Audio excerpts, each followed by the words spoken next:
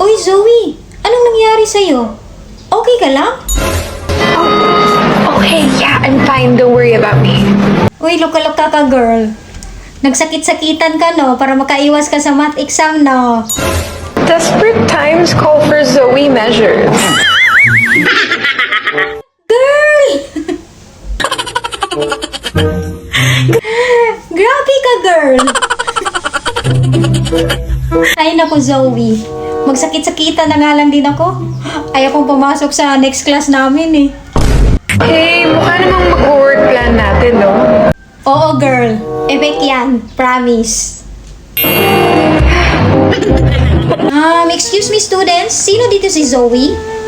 Dala ko yung exam niya at pinayagan siya ng professor niya na dito i-take yung exam.